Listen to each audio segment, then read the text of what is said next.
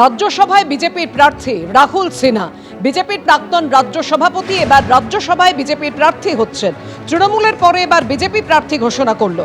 16ই March আপনাদের মনে করিয়ে দিই, রাজ্যসভায় পশ্চিমবঙ্গের 5 আসনে ভোট। 2009 থেকে 2016 বিজেপির রাজ্য সভাপতি ছিলেন রাহুল সিনহা। আর অঙ্কের হিসেবে রাজ্যসভায় রাহুল সিনহার জয় নিশ্চিত।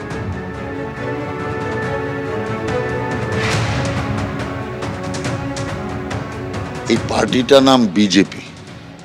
কাজ করলে যে সম্মান পাওয়া যায়, এটা তার সবচেয়ে বড় প্রমাণ।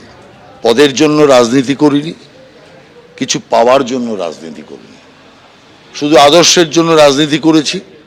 সেই কারণে ওঠা নামা এগুলোকে আঁকড়ে ধরে বাঁচার চেষ্টা করিনি। আমাকে এই স্বীকৃতি দেওয়াতে অসংখ্য বিজেপি কার্যকর্তাদের মনে একটা আশার আলো যে জাগছে, যে না, যতই কোণায় পড়ে থাকি পার্টির নজর আমাদের উপর আছে। রাহুলদারি কিছু হচ্ছে না, আমাদের কি হবে? আমি তাদের মনের কথা চিন্তা করে আমার আনন্দ লাগছে যে তারা অন্তত কিছুটা প্রাণ পাবে, যে না, তার মানে কিছু হওয়ার সম্ভাবনা আছে। সেই জন্য স্বাভাবিকভাবে যে দায়িত্ব পার্টি আমাকে দিয়েছে, এখানেও যেটা যোগ্যতার সাথে পালন করার চেষ্টা করেছি এবং সেটা সংসদেও পালন করার চেষ্টা করব। দায়িত্ব পেয়ে খুব স্বাভাবিকভাবে খুশি রাহুল সিনহা। রাহুল সিনহা বিজেপির প্রাক্তন রাজ্য সভাপতি ছিলেন, পরে জাতীয় সম্পাদকও হয়েছিলেন। 2009 থেকে 2016 বিজেপির রাজ্য সভাপতি ছিলেন রাহুল সিনহা। এবার রাজ্যসভায় বিজেপির প্রার্থী রাহুল সিনহা। সম্ভবত এবারই প্রথম রাহুল বাবু তার নিজের রেকর্ড ভাঙতে চলেছেন। রাহুল বাবু নিজে এমন কোনো নির্বাচন নেই যে নির্বাচনে প্রতিদ্বন্দ্বিতা করে হারেননি। সেটা লোকসভা হতে পারে, বিধানসভা হতে পারে, শুধু কর্পোরেশন পঞ্চায়েতটা বোধহয় এখনো নামেননি, নামলে সেখানেও হারতেন। এই প্রথম সম্ভবত, যেহেতু রাজ্যসভায় এবার ইলেকশন হবে না, কারণ বিজেপির একটি প্রার্থী, তৃণমূলের 4 জন জয়যুক্ত হবেন, তাই ইলেকশন যেহেতু হবে না, সম্ভবত এই প্রথম রাহুলবাবু জিতবেন। কিন্তু যদি ইলেকশন হয় তাহলে সেখানেও রাহুলবাবু জিততেন কিনা সন্দেহ ছিল, কারণ রাহুলবাবুর দলের যে অবস্থা, রাহুলবাবুর দলের লোকরাই রাহুলবাবুকে ভোট দিত কিনা সন্দেহ ছিল।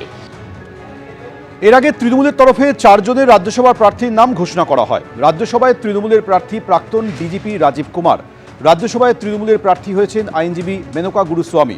একই সঙ্গে রাজ্যসভায় তৃণমূলের প্রার্থী হিসেবে ঘোষণা করা হয়েছে অভিনেত্রী কোয়েল মল্লিক এবং মন্ত্রী বাবুল সুপ্রিয়র নাম।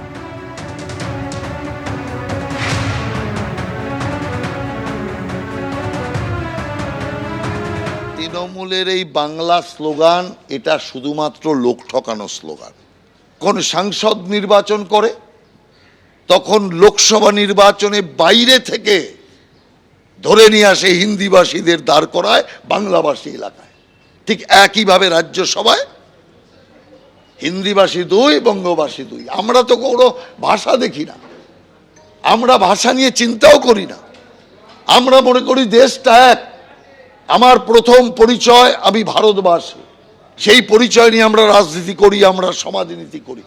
আর তৃণমূল কংগ্রেস তার মধ্যে বাঙালি, অবাঙালি, বাংলাভাষী, হিন্দিভাষী এই সমস্ত বিভক্ত করার চেষ্টা করে। আর কার্যক্ষেত্রে ওরা যে তার উল্টোটা করে প্রমাণ, রাজ্যসভায় 2 জন হিন্দিভাষীকে পাঠিয়ে। আজকে প্রশ্ন তৃণমূলকে করতে চাই, যদি এতই হিন্দিভাষীদের প্রতি আপনাদের বিরক্তি, তাহলে 2 জন হিন্দিভাষীকে করলেন কেন? হিন্দিভাষীদের লোভ দেখিয়ে ভোট নিয়ে তারপরে হিন্দিভাষীদের বলা যে আপনারা এখানে অতিথি। দুমুখ রাজনীতি, এই রাজনীতির আমরা তীব্র নিন্দা করি, ধিক্কার জানাই। ভাবনার অঙ্কে ভেসে নৌকো ভিড়বে কোন বন্দরে এসে, নীতির গীতি গেয়ে কারা কুড়োবে হাততালি, প্রতিশ্রুতির লজেন্স বিলিয়েও কাদের ঝুলি থাকবে খালি। হাওয়া কিন্তু গরম হচ্ছে ধীরে ধীরে। বিধানসভা নির্বাচনের আগে জেনজি বলছে কি, চলুন জেনে নেওয়া যাক। এই যে যুবসাথী প্রকল্প হয়েছে, একজন যুবক হিসেবে তোমার কি মনে হয়? এর গুরুত্ব অনেক, সারা ভারতবর্ষে কেউ করতে পারে। রাজ্য সরকার বেকার ছেলেদের জন্য ভেবেছে। একটা 1,500 টাকা একটা সাধারণ মানুষের একটা মাসে চলে। আমাদের যুবসাথী থেকে যে টাকাগুলো দেবে, ওখান থেকে আমরা ফর্ম ফিল আপ করতে পারবো, সুবিধা হবে আমাদের। একটা পরীক্ষার ফর্ম ফিল আপ করতে কত টাকা লাগে আইডিয়া আছে? ওই ভাতার বদলে যদি চাকরি একটা আসতো তো সেটা আরো বেশি অনেক ভালো হতো। সবাইকে আমার মনে হয় পঙ্গু করে দেওয়া হচ্ছে। এটা ভোটের আগে একটা পট্টি মারা ছাড়া আর কিছুই না। এই যে ভোটের আগে বিভিন্ন যে রাজনৈতিক নেতাদের যে ভাষণ হয়, তুমি কি উদ্বুদ্ধ হও এই ভাষণে? হ্যাঁ, তাদেরকে দেখে আমি উদ্বুদ্ধ হই। না, এটা তো উদ্বুদ্ধ হলে তো অনেক কিছু হয়ে যেত। হ্যাঁ, সেই কথাগুলো উনি রাখতে পেরেছে এবং তার জন্য আমরা খুব খুশি আছি। আমাদের মেয়েদের সেফটিটা সরকারকে দেখার দরকার। ক্ষুদ্র শিল্প না বৃহৎ শিল্প, কোন শিল্পটাকে আপনি জোর দিতে চান? বাংলায় তো কোনো শিল্পই নেই, একটা শুধু চপ শিল্প ছাড়া তো কোনো শিল্পই দেখা যাচ্ছে না। হ্যাঁ, সত্যি চপ শিল্প হচ্ছে একটা যদি শিল্প যদি মনে করি, তাহলে এই চাকরি চুরির বাজারে, এই দুর্নীতির বাজারে, তাহলে এরপরে কি স্কুলগুলোতে চপ ভাজানো শেখানো হবে?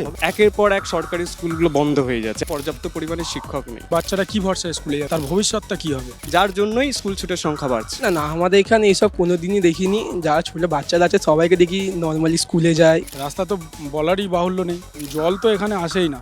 সহজ কথা সহজভাবে বলা, সবাইকে নিয়ে সামনে এগিয়ে চলা, এটাই তো আমাদের প্রত্যেকের একমাত্র লক্ষ্য হওয়া উচিত। আমরা শুনলাম বারুইপুর পূর্ব বিধানসভা কেন্দ্রের তরুণরা কি বলছে। এরপর আমরা অন্য জায়গায় যাব, অন্য জায়গায় ঘুরব, শুনে নেব তাদের কথা। আবার আমাদের সাথে দেখা হবে এই চ্যানেলেই, এবিপি আনন্দে।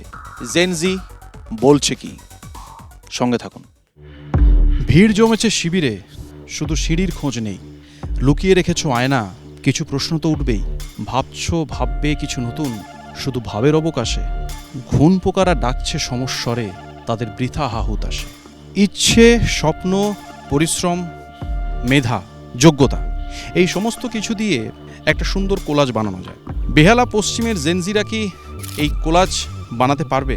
কি ভাবছে? ভাতা দিয়ে চাকরি সাবস্টিটিউট হয় না। এই অনুদানে আমাদের যুব সমাজের কিছুই হয় না। এটা দিয়ে মানুষকে ভুল বোঝানো হচ্ছে। 1,500 টাকায় সংসার চলে না এখনকার বাজারে। 3,000 টাকা দিয়ে চাকরির ইন্টারভিউ ফর্মটা ফিল আপ করতে পারবে। 1500 টাকার পিছনে অনেকে তো ছুটছে, কিন্তু আসলে তো আমাদের চাকরিটা দরকার। চাকরি তো নেই, পুরো যুব সমাজটাকে পঙ্গু করে দেওয়ার ব্যবস্থা। অবশ্যই যুবরা উপকৃত হবে। ভাতা ভিক্ষা দিয়ে সরকার চাইছে কোনোভাবে টিকে থাকতে। রাজ্য সরকারের এই প্রকল্পটাকে অবশ্যই সাধুবাদ জানাচ্ছি।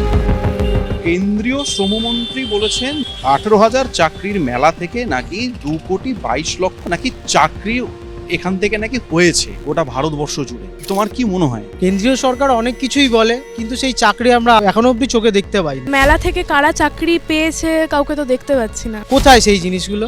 बंगाल में जॉब है ही नहीं। 26,000 चाकरी चोरी हो गया, दूसरे स्टेट में जा रहे हैं जॉब के लिए। यहाँ का सरकार बोलती है कि घुंगनी बेचो। আমাদের ভবিষ্যৎ অন্ধকার। অনেকেই বলে যে এখন নাকি স্কুল কলেজে পড়াশোনা হয় না, এটা কি সত্যি? না, এটা একদমই সত্যি না। স্কুলে টিচার নেই। বেহাল অবস্থা, সরকারি স্কুল কলেজ এই মুহূর্তে দাঁড়িয়ে বন্ধ হতে চলেছে। আমি যে কলেজে পড়েছি সেখানে এইরকম জিনিস কোনোদিন দেখিনি যে পড়াশোনা হয় না বা টিচাররা পড়ান না। তো আমার দিক থেকে একদমই ভুল জিনিসটা। বেহালার অবস্থা কি আগের থেকে বেটার হয়েছে নাকি আরো খারাপ হয়েছে? উল্টে আরো খারাপ হয়েছে। অনেক কিছু উন্নত হয়েছে, রাস্তাঘাট এখনো হচ্ছে, অনেক কিছু উন্নত। আগের থেকে অনেকটা ইমপ্রুভ আছে। পুরো পশ্চিমবাংলাটাকে অরাজকতা, সিন্ডিকেট রাজ সব রকম দিক দিয়ে ভরিয়ে দিয়েছে। হিন্দু, মুসলিম, খ্রিস্টান ধর্মীয়করণ নাকি মানবতা ধর্ম? অবশ্যই মানবতা ধর্ম। ধর্মের আগে সবসময় মানুষ। হাল ধরতে হবে শক্ত হাতে, বাতাসকে অনুকূলে এনে পাল তুলতেই হবে। গতিতে সাওয়ার করে টার্গেট ফিক্স করতে হবে জেনজিকে। বেহালা পশ্চিমের পর আমরা শুনে নেব অন্য কোনো কেন্দ্রে জেনজি বলছে কি। আর আপনারা চোখ রাখুন এবিপি আনন্দে। এবিপি আনন্দ, এগিয়ে থাকে, এগিয়ে রাখে।